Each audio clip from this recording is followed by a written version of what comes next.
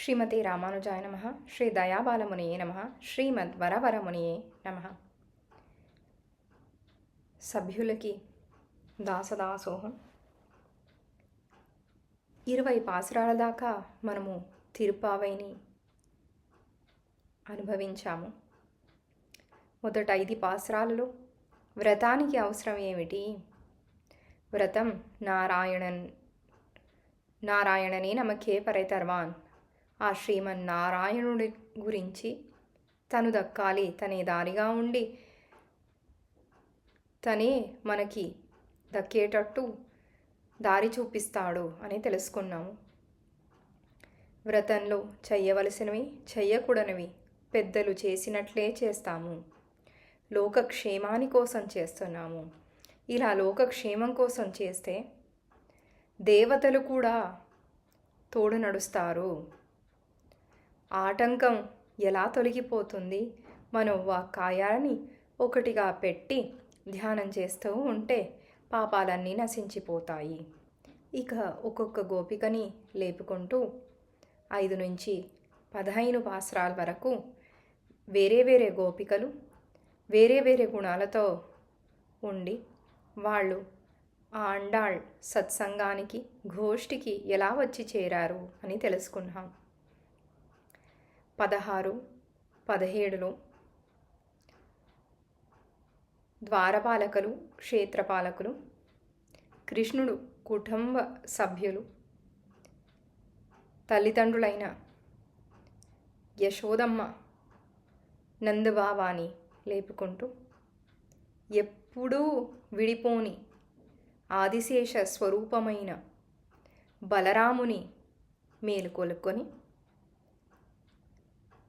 కృష్ణావతారానికి రాణి అయిన నీళాదేవి నప్పిన్నై పిరాటిని మేలుపుకొలుకొని, ఇక నప్పిన్న పిరాటి కూడా నేను మీతో చేరిపోతాను, ఎలా కృష్ణుడు లేవకుండా ఉంటాడు, ఇక రండి నేను కలిపి లేపుతాను, మీలో ఒకళ్ళయ్యాను అని చెప్పి నీళాదేవి కూడా వీళ్ళ గోష్ఠిలోకి చేరితే 21వ పాసురంలో కృష్ణుడి గుణాలని పొగుడుతూ గుణదాస్యులయ్యాము, నీ బాణాలకి భయపడి వచ్చి చేరేవాళ్లలా కాకుండా గుణదాస్యులయ్యాము. ఎన్నో కళ్యాణ గుణాలు ఉంటాయి కృష్ణ నీకు. అలా ఆ కళ్యాణ గుణాలలో మునిగిపోయి అహంకారాన్ని వదిలిపెట్టుకొని నీ ముందుకొచ్చాము అని అంటున్నారు 21వ పాసురంలో. 21వ పాసురంలో నందగోపుని ధనం ఎలా ఉంటుంది, ఎంత సంపత్తున్నవాడు అని చెప్తూ ஏற்றகலங்கள் எதிர்பொங்கி மீதெளிப்ப மாற்றாதே பால் சொரியும் வள்ளல் பெரும்பசுக்கள் ஆற்றப்படைத்தான் மகனே அறிவுராய் ஊற்றமுடையாய் பெரியாய் உலகினில் தோற்றமாய் நின்ற சுடரே தூயிலழாய் వేదస్వరూపం అయిన నువ్వు వేదాల్లో పెద్దవాడు, చాలా గొప్పవాడు, ఈ సృష్టికి నువ్వే కారణము, అన్నిటికీ నిర్మాత నువ్వే అని పొగిడి కానీ ఆ పరత్వాన్ని వెతుక్కుంటూ మేము రాలేదు. వేదాల్లో నీ గురించి ఇలా చెప్పినా మేమొచ్చింది పరమపదానికి కాదు. ఈ గోకులంలో నందుడికి యశోదకి పిల్లాడుగా అబ్బాయిగా ఉన్న కృష్ణుణ్ణి వెతుక్కుంటొచ్చాము కదా, ఇలాంటి నీ సౌలభ్యాన్ని వెతుక్కుంటొచ్చాము కదా, నీకు కూడా నీ సౌలభ్యం అంటేనే ఇష్టం కదా. ఆ గోవర్ధన పర్వతాన్ని నువ్వు ఎత్తితే ఏమడిగారు గోప బాలకులు గోపులు? దేవో వా దానవో వా త్వం యక్షో గంధర్వ ఏవ వా, నువ్వు దేవతనా, నువ్వు యక్షకుడా, నువ్వు గంధర్వుడా అంటే నువ్వు ఏం బదులు చెప్పావు? నాహం దేవో న గంధర్వ న రక్షో న చ దానవ అహం వో బాంధవో జాతనైవ చింత్యం తోన్యత అంటే మీలో ఒక్కను, మీ సజాతీయుడుగా నేను ఉన్నాను అని చెప్తే కృష్ణుడి ఆభిజాత్యాన్ని అంటే ఎవరికి పుట్టాడు, యాదవ కులంలో ఎవరికి పుట్టాడు అనేది ఎంత బాగా ఆండాళ్ళు తన స్నేహితురాలు ఇక్కడ చెప్తున్నారు. మనము ఈసారి థీమ్గా చూసేది శ్రీరామాయణం మరియు తిరుప్పావైలో ఉన్న సామ్యం. వేద స్వరూపుడే రాములవారైతే వేదం శ్రీరామాయణం అయ్యింది. తిరుప్పావై వేదమనైతుక్కు విత్ వేదానికి మొదలు వేదాల్లో ఉన్న అర్థాలన్నీ ఈ తిరుప్పావైలో దొరికిపోతాయని మన పూర్వులు చెప్పారు కదా. అలా అయితే ఇలా రాములవారు మనుష్యుడే అని చెప్పేటట్టు శ్లోకం ఉందా? ఎలా కృష్ణుడు నేను గంధర్వుని కాదు, దేవతని కాదు, మీలో ఒక్కడిని, ఇలా నన్ను పెద్దవాడు పెరియాయి అని చెప్పి దూరం చేసుకోకండి, మీలో ఒక్కడిగా నన్ను ఒప్పుకోండి అని ఎలా చెప్పాడో అలా రాములవారు కూడా చెప్పారా అంటే, రాములవారు ఇలాగే శ్లోకం ఎక్కడ చెప్పారు? ఆత్మానం మానుషం మన్యే రామం దశరథాత్మజం సోహం యస్య యచ్చాహం వంస్తద్ బ్రవీతుమే అని చెప్పారు. ఎక్కడ చెప్పారు? సీతమ్మని అగ్నిప్రవేశం చేసేటప్పుడు దేవతలందరూ భయపడి వచ్చి బ్రహ్మ ముఖ్యంగా రాముల వారితో అడిగారట, ఓ రామా, ఈ లోకం అంతటినీ నువ్వే సృష్టించావు కదా, నిర్మాతవి నువ్వే కదా, సృష్టించడం, సంహారం చెయ్యడం, కాపాడడం అన్నీ నీ పనులే అయినప్పుడు నీకు తెలీదా సీతమ్మ ఎలా ఉందో? నీకు తెలీదా? ఇలా అగ్నిప్రవేశం తనని చేపిస్తూ దాన్ని చూస్తూ ఉండిపోయావా అంటే రాముల వారిచ్చిన సమాధానం, నేను ఏ దేవతను, ఈ సృష్టికన్నిటికీ నేనే నిర్మాత, అదంతా నీకు తెలిసినా ఈ జన్మలో ఈ పుట్టుకలో ఇక్కడ నేను మానవుడే, మానుషం. ఎలాంటి మానవుడు నేను? దశరథ కుమారుణ్ణి. అందుచేత ఇలా అగ్నిప్రవేశం ఈ లోకం నమ్మాలంటే, ఈ లోకం సీతమ్మను ఒప్పుకోవాలంటే నేను చెయ్యాల్సిందే అని సమాధానం చెప్పారు. నేను ఎంతో పెద్దవాడిని కాదు, నేను మనుష్యుడినే అనేది రాముల వారి కూడా చెప్పారు అనేది మనం తెలుసుకోవాల్సిన విషయం ఇక్కడ. ఇంకా ఏంటంటే, అహంకారం పోగొట్టుకుని నీ ముందుకొచ్చామయ్యా అని ఆండాళ్ తల్లి అంటుంది. ఎలా అంటుంది? மாற்றாருனக்கு வரிதொலைந்துன் வாசற்கண் வந்து అడిపణియుమా పోలే పోట్రియాం వందోం పుగழ்ందేలోర్ ఎంపావాయ్.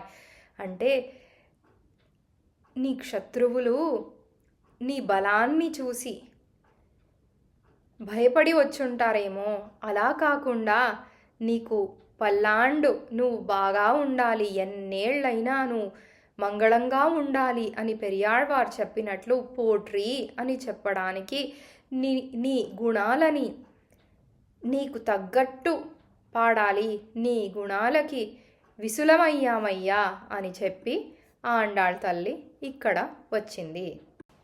22వ పాసురానికి వస్తే, అంగణ్మాన్యాలత్తరసర్ అభిమాన భంగమాయ్ வந்து నిన్ పళ్ళిక్కట్టెల్ కీழே. అభిమాన భంగమాయ్ అనే వార్త ఇక్కడ చాలా ముఖ్యమైనది. ముందు పాసురంలోనే చెప్పేశారు, అహంకారం పోయింది, అహంకారం తొలగిపోయింది. ఇలా అనవసరమైన గుణాలు మనకి పోతే కానీ శరణాగతి మార్గంలో మనం ఉండలేము. ఇప్పుడు కర్మజ్ఞాన భక్తి యోగాలను తీసుకుంటే, నేను కర్మం చేశాను, నాకు జ్ఞానం ఉంది, నా భక్తి వలన నేను ఎంత బాగా పాటలు రాశానో అనొక అహంకారం రావచ్చు. దీన్ని దాటిన వాళ్ళు ఉన్నారు. అందరికీ అలాంటి స్థితి దక్కదు. అందుచేత అహంకారం పోవడం చాలా ముఖ్యమైన స్థితి. ఇలా అహంకారాన్ని పోగొట్టుకున్నాము. ఇక అనన్యార్హ శేషత్వం అంటే నువ్వు తప్ప వేరే దారి లేదు. అభిమాన భంగమాయిన అన్నిట్లో రాజులకి ఎంత అభిమానం ఉంటుంది, నేనే రాజు, నేనే అందరినీ రక్షిస్తున్నాను అన్నట్లు. అలాంటి అహంకారము అభిమానము మాకు లేదు. అభిమాన భంగమాయ్ వందు నిన్ పళ్ళి కట్టులకి, అలాంటి స్థితిలో నీ ముందున్నాము. ఇక నీ దృష్టిని మా మీద పెట్టు, మెల్లిగా పెట్టు. నీ దృష్టి ఎంత గొప్పదో శబరి చరిత్రలో మేము తెలుసుకున్నాము. నీ దృష్టి తింగళం ఆదిత్యనం, చందమామలాగా చల్లటితనము, సూర్యుడిలాగా విపరీతమైన వేడి కూడా ఇస్తుంది. అలా కాకుండా రెండింటినీ కలిపి చల్లదనంతోనే మమ్మల్ని ఎక్కువగా చూడవయ్యా అని ప్రార్థన చేస్తుంది ఆండాళ్ తల్లి.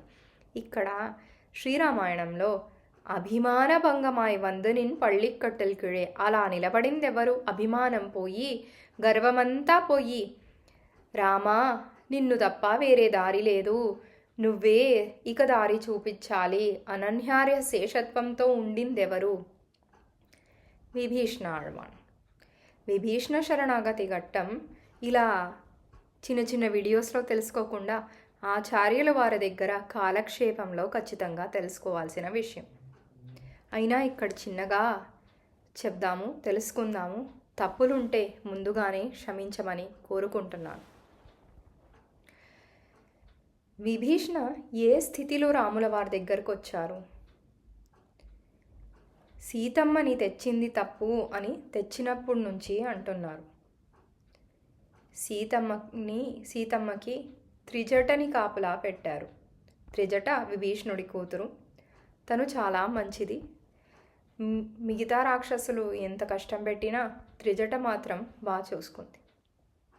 అలా చేసిన రావణాసురుడు సీతమ్మకి ఎంతో కష్టం పెడుతూ ఉన్నాడు.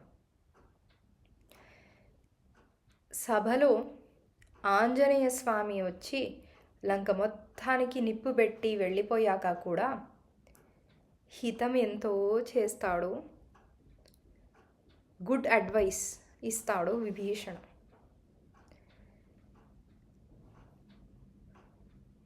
పరాయ స్త్రీని తేవడం తప్పు. అది రాముల వారి లాంటి వీర్యం పరాక్రమం ఉన్న మగాడికి భార్యగా ఉండే సీతని తేవడం ఇంకా తప్పు. ఏదో నీకిష్టం ఉందని చెప్పి తెచ్చావు రావణ, కానీ మన కులనాశనం అయిపోతుంది, లంక మొత్తం దాన్ని అవగొట్టేస్తాడు, ఇంకేం చేస్తావు? ఈ లంకకి నువ్వు రాజు అయ్యి నువ్వు లంకను కూడా కాపాడలేవు, ఇలా ఉంటే ఎలా అని ఎన్నో హితాలు చెప్పినా రావణ ఏం చేశాడు? కులపాంసనన్ అని విభీషణుణ్ణి తిరిగి తిట్టాడు. నువ్వు ఈ కులంలోనే పుట్టావా? నాకు తమ్ముడయ్యావా? రాముల వారికి తమ్ముడయ్యావా? మన కులాన్ని నాశనం చేసేది నువ్వు. ఇక నువ్వు ఈ కులంలో ఉండాల్సిన అవసరం లేదు, నా ముందు నుంచి వెళ్ళిపో, ఇక నువ్వు వెళ్ళిపో అని విభీషణుడిని తిట్టి పంపించేశాడు.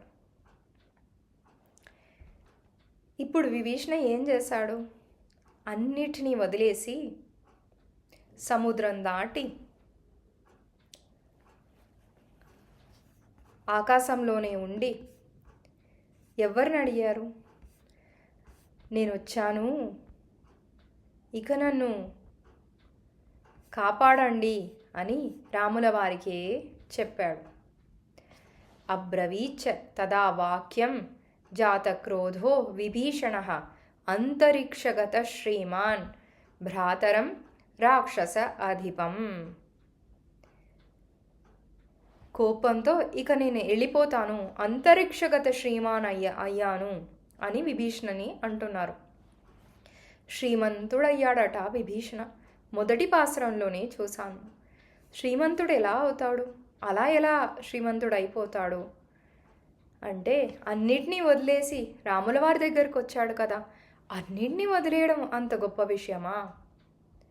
అయితే రాముల వారి గోష్ఠిలో సత్సంగంలో చాలామంది ఎదుర్పు తెలియచేస్తున్నారు. విభీషణుణ్ణి మనం చేర్పించుకోకూడదు. విభీషణ రావణకి తమ్ముడు, రావణ జాతిలోనే ఉంటాడు. Team of Ravana. ఇక్కడికి రాడు. ఎందుకు? కరెక్ట్ కాదు చేర్పించుకోవడం. ఊరికే మన రహస్యాలని తెలుసుకుని వెళ్ళిపోయి రావణకే మొత్తం తిరిగి చెప్పేసి రావణ గెలిచేటట్టు చేస్తాడు అని సుగ్రీవ, జాంబవంతుడు, లక్ష్మణ అని చాలామందికి భయం. విభీషణ పేరుకి అర్థం ఏంటి? వివితం భీషయతి అంటే భయం కలిగిస్తాడట. అందరికీ భయం వచ్చేస్తుందట విభీషణుడిని చూస్తే. అలా భయం కలిగించే వాడిని మన గోష్ఠిలో ఎలా చేర్పుకుంటాము అని సుగ్రీవ్ అంటున్నాడు. లక్ష్మణ కూడా అలాగే అంటున్నాడు. అసురకులాన్ని మనం నమ్మలేము. ఆ రోజు నువ్వు మారీచుణ్ణి ఎక్కడికో పారేశావు, కానీ తిరిగొచ్చి మన కష్టాలకి కారణంగా మారీచుడే అయ్యాడు. అందుచేత మనము విభీషణుణ్ణి ఒప్పుకోవడం సరికాదు అని అంటున్నారు. కానీ విభీషణ ఏం శ్లోకం చేసి రాముల వారిని వరిస్తున్నాడు? నివేదయతమాం క్షిప్రం రాఘవాయ మహాత్మనే సర్వలోక శరణ్యాయ విభీషణం ఉపస్థితం. లోకమంతటికి శరణ్యుడు ఎవరు? రాముల వారే. రాఘవాయ మహాత్మ, నువ్వు మహాత్మ, అందరెళ్ళి చెప్పండి, ఈ సర్వలోకుడిని నన్ను రక్షకుడుగా నమ్ముకుని నేను వచ్చాను. అభిమానం ఎలా పోయింది, ఆ గర్వం ఎలా పోయింది అంటే మనం ముందుగా చూసాం కదా, త్రిజట చాలా మంచిది. విభీషణుడి భార్య శరమ తను కూడా ఎంతో దైవగుణాలతో, సాత్విక గుణాలతో ఉంటుంది. ఆ కుటుంబంలో వీళ్ళు ముగ్గురే ఇలా ఉంటారు. ఇలా కుటుంబం బాగున్నా ఏదో ఒక నలుగురు విభీషణుడికి సహాయం చేస్తూ లంకలో ఉన్న విభీషణకి ఏం అర్థమైంది? లంకలో ఉండడం సరికాదు, మనము ఇక రాముల వారి ముందుకే వెళ్ళిపోవాలి అన్నప్పుడు జ్ఞానసారంలో ఉండే ఒక పాసురం, நல்ல புதல்வர் மனையாள் நவையில் கிளை இல்லம் நிலம் மாடு இவையனைத்தும் அல்லலென தோத்தி எருதீயர் சுடுமேல் அவர் கிளிதாம் ஏத்தரும் వైగుంద తిరుప్పు అని అరుళాళ పెరుమాళ్ ఎంబెరమానార్ జ్ఞానసారం అనే గ్రంథంలో ఈ పాసురం చెప్పేటప్పుడు ఏమంటున్నారంటే, అంతా బాగున్నా కూడా, సాత్విక మార్గంలోనే నడుస్తున్నా కూడా, ఈ బంధుత్వం, ఈ జన్మకి ఉన్న భార్య, ఈ జన్మకి మనకు పుత్రులుగా వచ్చిన వాళ్ళు, వీళ్ళ బాధ్యతని మనం తీర్పాలి. కానీ ఈ బంధుత్వమే సర్వం, ఈ బంధుత్వం నిరంతరమైనది అని అనుకోవడం చాలా తప్పు. నిరంతరమైన బంధుత్వం మనకు ఉండాల్సింది ఎంపెరుమాన్ శ్రీమన్నారాయణ దగ్గర మాత్రమే అని ఎలా జ్ఞానసారంలో చెప్పారో, అలా విభీషణుడికి ఏమర్థమైంది? వీళ్ళంతా ఉన్నా నేను వీటన్నిటినీ వదిలేసి, నాకని ధనం ఉంది, నాకని ఏదో ఇల్లు సుఖాలు ఉన్నాయి, నా కుటుంబం చాలా బాగానే ఉంటుంది, అయినా ఈ ఆత్మయాత్రకి జీవనం రావాలి, ఆత్మోజ్జీవనం అవ్వాలంటే ఒకటే దారుంది రామా, నీ తిరువడిగలు తప్ప ఇంకో దారి లేదు. అన్ని అభిమానాన్ని పోగొట్టుకున్నాను, ఇదంతా వదిలేసి ఏమీ లేకుండా నీ ముందొచ్చానయ్యా, నువ్వే దారివి, నువ్వే నా శరణాగతిని ఒప్పుకోవాలి, నీ దారికొచ్చానయ్యా అంటే రాముల వారు ఏం చెప్పారు? సకృదేవ ప్రపన్నాయ తవాస్మీతి చయాచతే అభయం సర్వభూతేభ్యో దదామేతత్ వ్రతం మమ. నీలాంటి వాళ్ళని కాపాడాలని నేను వ్రతం తీసుకున్నానయ్యా, ఏమి భయపడకు విభీషణ, నీకు శరణాగతి ఇవ్వాల్సింది నా బాధ్యత. ఇవన్నీ చేసినా, ఏం చేసినా అభిమానం పోవాలనేది ఆ శ్రీమన్నారాయణ కోరుకోవాలి. మనం శరణాగతి మార్గంలో ఉండాలనేది ఆ శ్రీమన్నారాయణ కోరుకోవాలి. అలా రాముల వారు మనకి సత్యం చేసి ఇచ్చారు కదా, ఇక మనం భయపడాల్సిన అవసరం లేదు. కానీ ఆ అహంకారం పోవడం, అభిమానం పోవడం, మంగళాశాసనం చేయడం, పెరుమాళ్ పోట్రీ పోట్రీ అని పాడడం, ఇలాంటి గుణాలన్నీ భగవంతుడి దయ వల్లే కలుగుతుంది, భగవంతుడే మనకి దారి చూపిస్తాడు అనే నమ్మకం ఉంటే అనన్యార్హ శేషత్వం అనే స్థితి మనకు వస్తుంది. పెరుమాళ్ మనల్ని ఖచ్చితంగా ఒప్పుకుంటాడు. ఎలా విభీషణుడికి సత్యం చేసి ఇచ్చారో ఆ వ్రతాన్ని పూర్తి చేసుకోవడం రాముల వారి బాధ్యత అనేది ఈ 22వ పాసురంలో తెలుసుకున్నాము. 23వ పాసురంలో పెరుమాళ్ ఒక రూప సౌందర్యాన్ని వర్ణిస్తూ పెరుమాళని మేల్కొలుపుతున్నారు. మారిమలై ముళంజిల్ అని మొదలయ్యే పాసురం. ఈ పాసురంలో ఆండాళ్ తల్లి, గోపికలు, నపిన్నె పిరాట్టి పెరుమాళని సింహానికి పోలుస్తూ, సింహం అప్పుడే లేచి గర్జిస్తే ఎలా ఉంటుందో అలా ఉన్నావయ్యా నువ్వు, లేచి సింహాసనానికి వచ్చి కూర్చొని మా వ్రతం కోరికలని వినవయ్యా అని అంటున్నాను. సింహాసనంలో కూర్చుని వినమని అడగడానికి కారణం, సింహాసనంలో ఉన్నప్పుడు విభీషణకి మాటిచ్చారు రాముల వారు, కూర్చుని వ్రతం చేస్తాను, మిమ్మల్ని కాపాడడానికి చేసింది నేను వ్రతం చేస్తాను అని చెప్పారు. అలాగే అర్జునుడికి కూడా కూర్చొని మరీ చెప్పారు, సర్వధర్మాన్ పరిత్యజ్య మామేకం శరణం వ్రజ అహం త్వా సర్వపాపేభ్యో మోక్షయిష్యామి మా శుచ. గీత ఎంత బాగా భగవద్గీతని మనకి ప్రసాదించారు. అలా నువ్వు లేచొచ్చి సింహాసనంపై కూర్చుని మాకు కావాల్సినవి ఏంటో వినవయ్యా అని అంటున్నారు. ఆ సింహం గర్జన ఎంత అందంగా ఉంటుందని అనుభవించారో అది మాత్రం కాకుండా పెరుమాళ గతి, నడక, ఆ సౌందర్యాన్ని అనుభవించాలని ఇక్కడ అనుకుంటున్నారు. పెరుమాళ సౌందర్యాన్ని మనం ఇప్పుడు కూడా నంపెరుమాళ్ ముందుకెళ్తే శ్రీరంగంలో అనేక విధాల గతి, నడకని మనము ఇప్పుడు కూడా అనుభవించవచ్చు. అలాగే రాముల వారి గురించి హనుమంతుడైన, విశ్వామిత్రుడైన ఆ నటక సౌందర్యాన్ని, గతి సౌందర్యాన్ని ఎంతో అనుభవించారు. చతుష్కలహ చతుష్లేఖ చతుష్కిష్కుః చతుస్సమ చతుర్దశ సమద్వండ చతుర్దశత చతుఃగతి అని 4 విధమైన నడకలుంటాయి. ఎలా సింహంలాగా గాంభీర్యంతో ఇదంతా నాదే అని నడుస్తారు రాముల వారు. పులిలాగా ఒక కోపం వస్తే ఎలా నడుస్తారో ఆ కోపంతో సహా కూడా నడుస్తారట రాముల వారు. గజంలాగా, ఏనుగులాగా నడుస్తారు. ఎలా ఉంటుంది? ఒక హోదాతో ఆ ఏనుగు నడుచుకుంటూ వస్తే ఒక హోదా ఉంటుంది కదా, అందరు కళ్ళు ఆ గజంపైకే ఉంటుంది. అలా నడుస్తారట. ఇక విపరీతమైన కోపం వస్తే ఒక వృషభం ఎలా నడుస్తుంది, అలా కూడా రాముల వారు నడుస్తారు అని శ్రీరామాయణంలో ఎన్నో చోటల్లో వివరించారు. ఈ నడకల్ని మనం గుర్తు చేసుకుంటూ ఈ పాసరాన్ని, ఆ సౌందర్యంలోకి మనం మునిగిపోవాలి. ఆ పెరుమాళ్ళ సౌందర్యం తన గుణానుభవానికి మనం తీసుకెళ్తుంది. ఆ సౌందర్యంలో మనం మునిగిపోతే గుణానుభవం కూడా చక్కగా నేర్చుకుంటాము చేయడం. అందుకని ఈ నడక సౌందర్యాన్ని, గతి సౌందర్యాన్ని ఇప్పుడు మనము మనసులో పెట్టుకుందాము. ఇక 24వ పాసురానికి వెళ్దాం.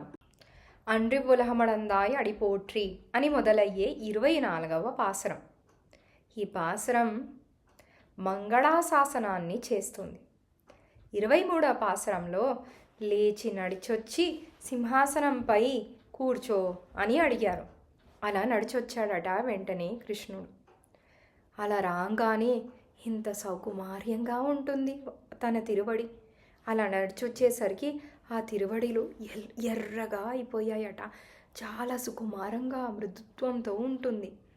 అలాంటప్పుడు ఇంత కష్టపెట్టేశామయ్యా నిన్ను, నువ్వు బాగుండాలయ్యా, బాగుండాలి, మా కోసం ఎంత కష్టపడుతున్నామని వెంటనే ఆండాళ్ తల్లి వాళ్ళ తండ్రైన విష్ణు చిత్తల వారు పెరియాళ్వారికి పొంగుం పరివి ఎలా ఉంటుందో ఆ స్థితికి వెళ్ళిపోయారు ఆండాళ్ మరియు గోపికలు.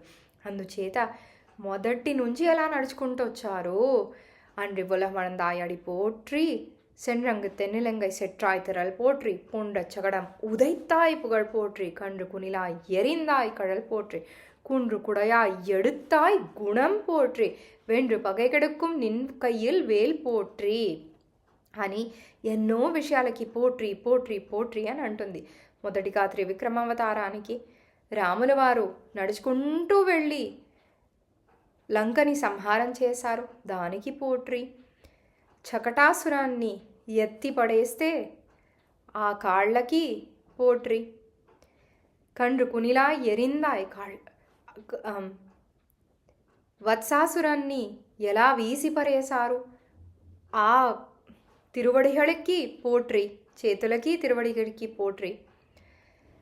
నువ్వు గోవర్ధన పర్వతాన్ని ఎత్తుతే నీ సౌలభ్యము, నీ రక్షక గుణం తెలుసుకున్నామయ్యా, ఆ గుణానికి పోట్రి. అందరినీ కాపాడడానికి చేతుల్లో ఎప్పుడు వేలు పట్టుకోనున్నావు కదా, ఆ వేలుకు కూడా పోట్రి అని అన్ని విషయాలకి పోట్రి పోట్రి పోట్రి మంగళాశాసనం చేస్తున్నారు. మంగళాశాసనం అంటే మంగళాన్ని ఆశించడం, పెరుమాళ్ ఎప్పుడు బాగుండాలి అని ఆశించడం. ఇప్పుడు రక్షకుడు భగవంతుడైతే మనం రక్షకుడు బాగుండాలి అని అనుకోవడం కుదురుతుందా? కష్టమే. కానీ పెరియాళ్వారు ఎలా ఉన్నారు, ఎలా ఎప్పుడైనా మనము తల్లిగా ఉంటే మన పిల్లలు ఎంత పెద్దవాళ్ళైనా, ఇప్పుడు సచిన్ టెండూల్కర్ని చూడవచ్చు. సచిన్ టెండూల్కర్ మనకి చాలా గొప్పవాడు, ఏ బాల్ ఎలా వేసినా తను విసిరేస్తాడు. కానీ సచిన్ టెండూల్కర్ వాళ్ళ అమ్మకి ఎప్పుడూ ఒక భయం ఉంటుంది కదా, సచిన్ టెండూల్కర్కి ఏమీ అవ్వకూడదు, ఆ బాల్ విపరీతంగా తగలకూడదు అని తనకెప్పుడూ ఆ భయం ఉంటుంది, ఎంత గొప్పవాడైనా ఎంత పెద్దవాడైనా. అలాంటి స్థితి మనకు ఉండాలి. ఇప్పుడు భగవంతుడిని మనం అలా అనుకుంటే, భగవంతుడు బాగుంటే ఆటోమేటిక్గా మనం బాగుంటాము. కాబట్టి భగవంతుడు బాగుండాలి, మన చుట్టంతా ఉండే వాళ్ళంతా బాగుండాలి బాగుండాలి బాగుండాలి అని వీళ్ళందరికీ మంగళాన్ని మనము ఆశిస్తే ఆటోమేటిక్గా మనం కూడా మంగళంగా ఉంటాము అనేదే ఈ పాసరాన్లో మనం ముఖ్యంగా తెలుసుకోవాల్సింది. ఇది జీవాత్ములకి, మనలాంటి వాళ్ళకి ముఖ్యమైన స్వరూప స్థితి. ఈ మంగళాన్ని ఆశించడం అనేది ఖచ్చితంగా తెలుసుకోవాలి, నేర్చుకోవాలి. అందుకే మనము తిరుపల్లాండ్ ముందులో చెప్తాము పల్లాండ్ పల్లాండ్ అని మొదలెడతాము, చివరిలో కూడా పల్లాండ్ పల్లాండ్ అని ముగిస్తాము. పెరుమాళ్ళకి భద్రత ముందు వెనక రెండూ ఉండాలి. ఇప్పుడు రాముల వారికి ఎవరెవరు ఇలాంటి మంగళాశాసనాలు చేశారో అంటే మనం సర్ప్రైజ్ అయ్యేంత చాలామంది చేశారు. శ్రీరామాయణం మొత్తంలో చూస్తే చాలా చాలా చాలా మంగళాశాసనాలు ఉంటాయి. విశ్వామిత్ర ముని స్వస్తి రాఘవయోరస్తు అని అన్నారు, మంగళం రాఘవ అని అన్నారు. జనక మహారాజా భద్రం తే అని మంగళం, నీకు ఎప్పుడూ మంగళం ఉండాలి అని దీవించారు. పెళ్ళైన ఆ తరుణంలో అయోధ్యావాసులు నమస్యంతి రామస్యార్థే యశస్వినః, నువ్వు బాగుండాలి అనేదే మా కోరిక, నీ సౌందర్యం, నీ కీర్తి, నువ్వు ఏం చేసినా బాగుండాలి అనేదే మా కోరిక అని అంటున్నారు. దశరథ పరశురాముడితో రాముల వారిని ఎలాగైనా కాపాడాలి అన్నప్పుడు పుత్ర మాత్మానమేవ చా అంటే తిను పుట్టంగానే నేను మళ్ళా పుట్టాను అన్నట్లు అనిపించిందయ్యా, ఈ రాముడిని నా దగ్గర నుంచి తీసుకుంటే నేను బ్రతకలేను, ఈ రాముడు ఎలాగైనా బాగుండాలి అని పరశురాముతో అడిగి మరీ కాపాడుకున్నారట రాముల వారిని. కౌసల్యదేవి ఎలా మంగళాశాసనం చేసింది? తే భవతు మంగళం. ఇక ఆరణ్యానికి వెళ్ళిపోతూ ఉంటే తే భవతు మంగళం, నీకు ఎప్పుడూ మంగళం ఉండాలి అని కౌసల్యదేవి ఆశీర్వాదం చేశారు. దండకారణ్య ఋషులు కంప్లైంట్స్ మొరబెట్టుకుందామని రాములవారి దగ్గరికి వచ్చారు. కానీ రాములవారి సౌందర్యం, రాములవారి సాత్వికతను చూస్తే వాళ్ళు వెంటనే మంగళాశాసనం చేశారట. మంగళాని ప్రయజ్ఞానః అని చెప్పారట. మంగళాని ప్రయజ్ఞానాః అని ఋషులు చెప్పారట. మొరబెట్టుకోవడానికి వస్తే కూడా పెరుమాళని చూస్తే వెంటనే మంగళం చెయ్యాలని అనిపించిందట. జటాయు మహారాజా ఎలాంటి స్థితిలో ఉన్నారు? ప్రాణం ఎప్పుడైనా పోతుంది, పట్టుకొని ఉన్నారు. సీతమ్మకేమైంది అని రాముల వారికి చెప్పాలి అనే స్థితిలో ఉన్నప్పుడు కూడా యాం ఔషధిం ఇవ ఆయుష్మన్ అన్వేషసి మహావనే అని ఆయుష్మాన్ ఆయుష్మాన్, నువ్వు బాగుండాలయ్యా, నువ్వు ఎంతో కాలం జీవించి ఉండాలి అని జీవించి తర్వాత విషయాన్ని చెప్పారు. అలాంటి స్థితిలో కూడా జటాయు మహారాజా మంగళాశాసనం చేశారు. ఆంజనేయ స్వామి మొదటిలో కలిసేటప్పుడు ఆయతాః చ సువృత్తాః చ బాహవః పరిధోపమాః సర్వభూషణభూషార్హాః కిం అర్థం నః విభూషితాః అని మంగళాశాసనం చేశారు. ఆంజనేయ స్వామి సుగ్రీవునికి దూతగా వచ్చారు. వీళ్ళెవరు, మనకి హాని చేస్తారా అని తెలుసుకోవడానికి వచ్చినా కూడా వాళ్ళని చూడంగానే రాముల వారికి మంగళాశాసనం చేశారు. ఆయతాః చ సువృత్తాః చ బాహవః పరిధోపమాః సర్వభూషణభూషార్హాః కిం అర్థం నః విభూషితాః అని చేశారు. మారీచ ఎలా మంగళాశాసనం చేస్తున్నాడు? వృక్షే కృక్షే చ పశ్యామి అప్రమేయం హి తత్తేజః. ఎంత తేజస్తో ఉన్నాడు, అప్రమేయంగా ఉండేవాడు ఈ శ్రీరాముల వారే అని చెప్తున్నారు. మండోదరి దగ్గరికి వెళ్తే రావణ అంతమైపోయాడు. తను బాధతో ఉన్న పెరుమాళ్ళని ఏమంటుంది? శ్రీవత్సవక్ష నిత్యశ్రీ అని పొగుడే మంగళాశాసనం చేస్తూ ఇలా చివరికి రావణాసురుడికి ఇలా అయిపోయినా ఎవరి వల్ల అయ్యింది? ఆ సర్వేశ్వరుడైన శ్రీమన్నారాయణ వలనే. శ్రీవత్సవక్ష నిత్యశ్రీహి అని అంటుంది. విభీషణ గురించి మనం ఇంతకుముందే చూసాము. సర్వలోక శరణ్యాయ రాఘవాయ మహాత్మనే అని పొగిడారు. శూర్పణఖ పెరుమాళ్ళ అందంలో కోలిపోయే వచ్చిందని మనందరికీ తెలుసు. అలా కోలిపోయినా తను ఎలాగైనా తనకి దక్కాలి, పెరుమాళ్ ఎలాగైనా తనకి దొరికిపోవాలి అన్నప్పుడు అలాంటి ఆలోచన, సరిలేని ఆలోచన ఉన్నా కూడా పిరాటి లేకుండా పెరుమాళ్ మాత్రం కావాలనుకుంది. పెరుమాళ్ళని తెలుసుకోకుండా పెరుమాళ్ కావాలని అనుకుంది కదా. అలాంటప్పుడు కూడా తను మంగళాశాసనం చేసింది. ఎలా చేసింది? తరుణౌ రూప సంపన్నౌ సుకుమారౌ మహాబలౌ పుండరీక విశాలాక్షౌ చీరకృష్ణాజినాంబరౌ. అంటే ఎంత సుకుమారంగా ఉన్నారు, బలవంతుడుగా ఉన్నాడు. తన కళ్ళు పుండరీక్షం, తామర పువ్వులాగా విశాలంగా ఎంత మృదువుగా ఉంది అని శూర్పణఖ మంగళాశాసనం చేసింది. ఇక శత్రువులైన, బంధువులైన, గురువులైన మంగళాశాసనం పెరుమాళకి చేస్తే మనం దాసులం మంగళాశాసనం చేయకుండా ఇంకేం చేయాలండి? ఖచ్చితంగా మంగళాశాసనం పెరుమాళ్ళకి పల్లాండు అని రోజు అనుకోవాలి.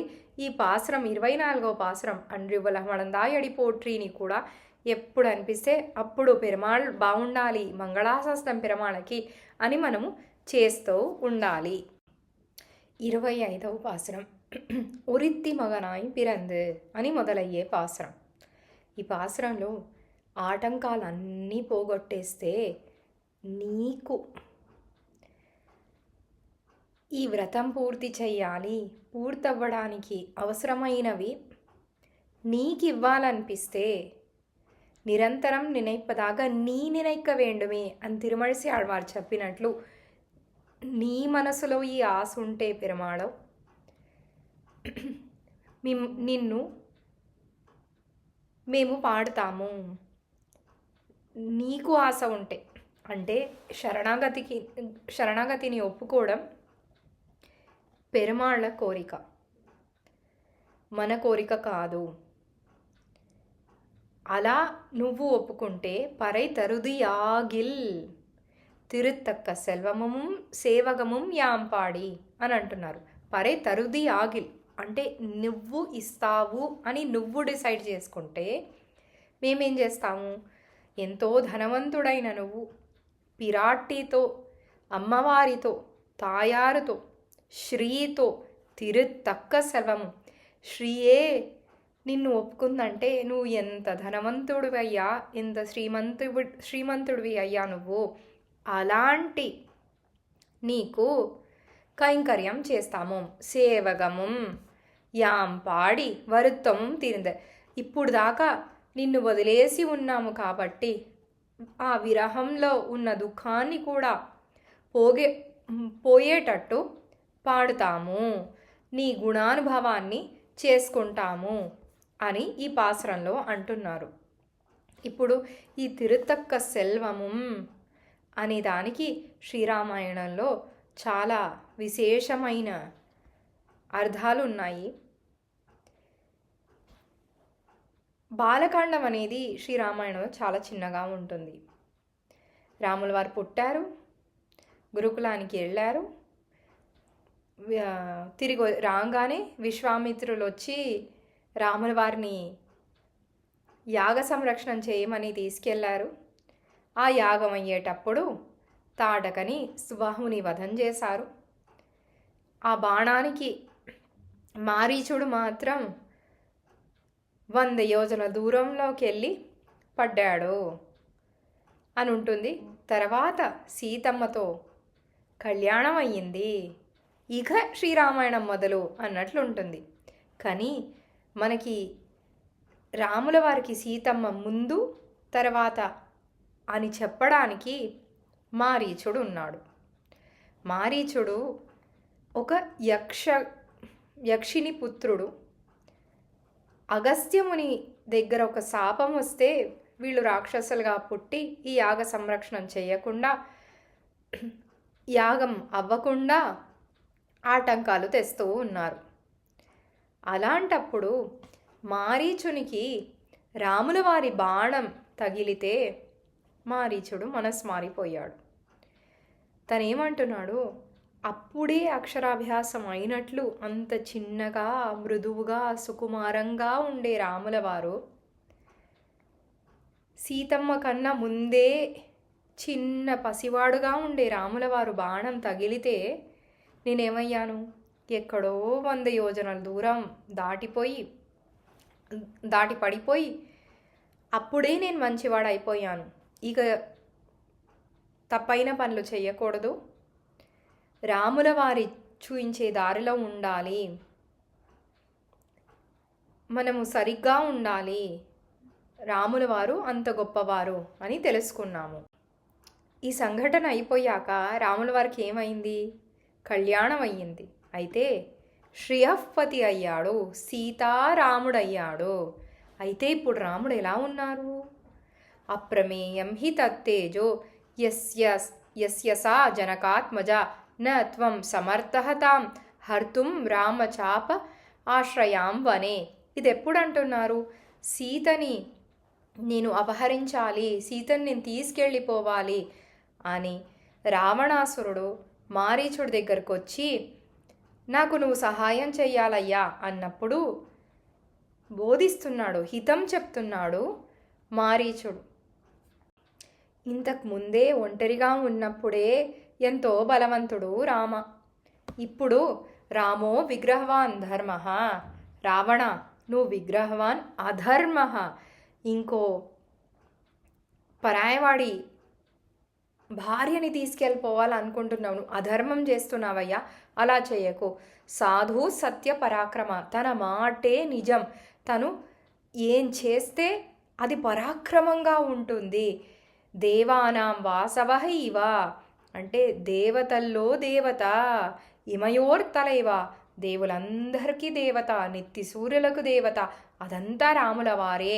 రాజా సర్వస్య లోకస్య, లోకమంతటికి రాజు వాడే. పసివాడుగా ఉన్నప్పుడే నాకేమైందో చూడవయ్యా, ఇప్పుడు తిరుతక్క సెల్వం శ్రియపతి అయ్యాడు. తను రామో విగ్రహవాన్ ధర్మ సాధు సత్య పరాక్రమ దేవానాం వాసవ ఇవ రాజా సర్వస్య లోకస్య. రావణ, అలా వెళ్ళకు. తిరుతక్క సెల్వం అంటే తిరుగుతూ ఉంటే ఉన్న పరాక్రమం ఇంకా ఎక్కువైపోయింది, కొంచెం వీరం ఉంటే ఇంకా ఎక్కువైపోయింది, కొంచెం తేజస్సు ఉంటే అతి తేజోమయంగా అయ్యాడు. అందుచేత వెళ్ళకు. ఇది మన సీతమ్మ గొప్పతనం. ఎంతో ఏమి లేని వాళ్ళని కూడా శ్రీమంతుడు చేసేస్తుంది. అయితే ఎంతో ఉన్న పెరుమాళ్ళని ఇంకా ఎంత శ్రీమంతుడు చేసిందో ఈ తిరుతక్క సెల్వంలో తెలుసుకున్నాము. 26వ పాసురం మాలే మణివಣ್ణ అని మొదలయ్యే పాసురం. కొన్ని పాసురాలలో మొదటి వార్ధ దాటే వెళ్ళలేము, అలాంటి పాసురమే ఇది. ఈ పాసురంలో ఆండాళ్ తల్లి శ్రీవిల్లిపుత్తూర్, తన ఊరైన శ్రీవిల్లిపుత్తూర్లో ఉన్న పెరుమాళకే మంగళాశాసనం చేస్తున్నట్లు ఉంటుంది. కానీ మొదట్లో మాలే ఆశ్రిత వ్యామోహకుడు, భక్తులపై వ్యామోహంతో ఉండేవాడు అని చెప్పి ఈ వ్యామోహాన్ని దాచిపెట్టుకోలేడు. మాలే మణివಣ್ణ, ఎలా ఒక మణి కాంతిని దాచలేమో చాలా సులభంగా కూడా ఈ మణిని ఎక్కడైనా తీసుకువెళ్ళొచ్చో, పెరుమాళ్ళ ప్రీతి, పెరుమాళ్ మనపై పెట్టుకున్న వ్యామోహం ఇలా సులభంగా ఉంటుంది. మనం ఆశిస్తే ఓకే అని వద్దు, పెరుమాళ్ళని వద్దు అనకుండా ఉంటే ఈ వ్యామోహం మనకు కూడా ఎంతో అందంగా తెలిసిపోతుంది. ఇలాంటి మాలే మణివಣ್ణ ఆలి నిలయాయ్, ప్రళయ సముద్రంలో అందరినీ రక్షించేవాడు అని శ్రీవిల్లిపుత్తూర్ ఎమ్మెరమాన్ని గుర్తు చేస్తూ ఈ పాసురంలో ఇక ఏమేమి కావాలి వ్రతం పూర్తవ్వడానికి అని తెలియజేస్తుంది. ఏమేం కావాలి? పాంచజన్యం కావాలి, ఓ పెద్ద భేరీవాద్యం కావాలి, పల్లాండ్ ఇసైపారే కావాలి, అంటే పల్లాండ్ అని చెప్పేవాళ్ళు కావాలి, ఓ మంగళ దీపం కావాలి, కోలెవెళకే కొడియే ధ్వజం, అంటే ఈ వ్రతం మేము పూర్తి చేసాము ఊరంతా చూసేటట్టు ఒక ధ్వజం కావాలి. దీనన్నింటినీ ఒక విధానం, ఒక పెద్ద గొడుగు కింద పట్టుకుని మేము ఊరేగింపు చేస్తే ఊరంతా చూడాలి. ఈ పాంచజన్య శబ్దం ఎలా మనకి ఆస్వాదం కలిగించేటట్టు ఉంటుందో ఆ భేరివాద్యంతో భక్తులందరికీ తెలియాలి. ఇవన్నీ తెలిస్తే ఏం అర్థం చేసుకున్నాడు పెరుమాళ్ అంటే, భాగవత శేషత్వ జ్ఞానం వచ్చింది, కైంకర్యం మాత్రమే కావాలి, పెరుమాళ్ మాత్రమే కావాలి, అంటే ఈ కైంకర్యం కూడా మా ఆనందానికి చెయ్యట్లేదు, నీ ఆనందం కోసం చేస్తున్నాము అని పెరుమాళికి అర్థమయ్యేటట్టు ఈ పాసురం ఉంటుంది. మొదట్లో చెప్పినట్టు ఈ మొదటి వార్ధలోనే మనము మునిగిపోతాము. మాలే మాలే మణివಣ್ణ, ఆ మాలే అంటే ఆశ్రిత వ్యామోహకుడు, శరణాగత వత్సలహ అని సీతమ్మని ఎంతో గొప్పగా పెరుమాళని అంటుంది. ఎక్కడంటుంది అంటే రావణాసురుడికి హితం చెప్పేటప్పుడు విదిత సహి ధర్మజ్ఞ శరణాగత వత్సలః తేన మైత్రీ భవతు ఏ యది జీవితం ఇచ్చసి. నువ్వు జీవించాలనుకుంటే రావణ ఏమీ వద్దు, ఒక్క మైత్రీ భావతో ఫ్రెండ్ మిత్రుడుగా నటిస్తే చాలు, భావం ఉంటే చాలు. ధర్మజ్ఞుడైన నా రామ శరణాగత వత్సల నటిస్తున్నాడు, అయినా నటించాడు కదా అని చెప్పి నీ పాపాలని తీసేసి నువ్వు ఇప్పుడు దాకా చేసిన తప్పుల్ని ఏవి చూడకుండా వత్సలంతో ఉంటాడు, వాత్సల్యంతో ఉంటాడయ్యా. నువ్వు అలాంటి ధర్మజ్ఞుడు నా రాముల వారు, అలాంటి వాడే మాలే. ఇంకెక్కడ చూస్తాం ఇది? గుహ 4 అడుగు నడిచొస్తే నన్ను చూడ్డానికి పక్కూరు నుంచి నువ్వు నడుచుకుంటూ వచ్చావయ్యా, నేనే వస్తానయ్యా అని రాముల వారు చెప్పింది. ఇక శబరి దగ్గరికి వెళ్తే శబరి తన ఆశ్రమంలోనే ఆగి ఉంది. అయినా పెరుమాళ్ తన దారి కాకపోయినా కొంచెం పక్కకెళ్ళి శబరికి కటాక్షం చేశారు. నీ కటాక్షం వల్ల పరిశుద్ధి పొందానయ్యా అని అంటూ చక్షుషా సౌమ్యేన ఊతస్మి రఘునందన, నీ నీ కంటి చూపులు మాత్రమే నా మీద పడేసరికి నేను పరమ పరిశుద్ధి పొందానయ్యా అని శబరి అంటుంది. ఇలా ఆశ్రిత వత్సలత్వం అనేది రాముల వారికైనా కృష్ణుడికైనా చాలా ఉంటుంది. ఇక సీతమ్మ విషయంలో చూస్తే మొదట్లో అడవికి వెళ్ళేటప్పుడు, ఆరణ్యానికి వెళ్ళేటప్పుడు సీతైనా లక్ష్మణైనా నువ్వు లేక మేము జీవించలేము అంటే రాముల వారు తీసుకొచ్చేశారు. సీతని విడిచి ఉండలేక ఇక ఆంజనేయ స్వామి లంక నుంచి తిరిగి వస్తే సీతమ్మ ఏం చెప్పింది? ఊర్ధ్వం మాసాన్న జీవేయం రక్షసాం వశమాగత అని అంటుంది. అంటే నేను ఒక నెల దాకా ఉంటానయ్యా, నా బ్రతుకిని ఎలాగైనా పట్టుకుని ఉంటాను, ఈలోపు రాముల వారు ఎలాగైనా వచ్చి నన్ను రక్షించాలి అని ఒక నెల ఇస్తే చిరంజీవి సీత ఒక నెల ఇచ్చింది. నేను ఒక క్షణం కూడా ఊడిచి ఉండలేను సీతమ్మని అని రాముల వారు అంటారు.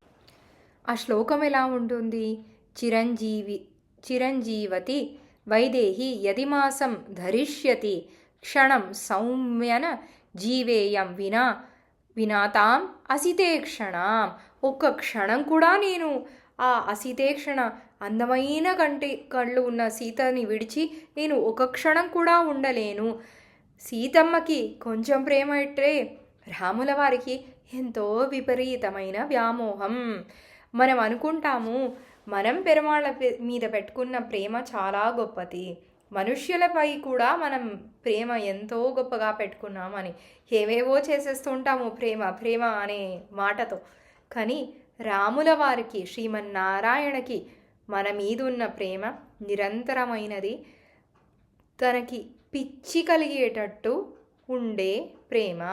అలాంటి ప్రేమనే ఈ మాలే అనే వార్తతో తెలుసుకున్నాము. ఇక 21 నుంచి 26 పాసురాల దాకా చూసాము. వచ్చే భాగంలో 27 నుంచి 30 పాసురాల దాకా చూస్తాము.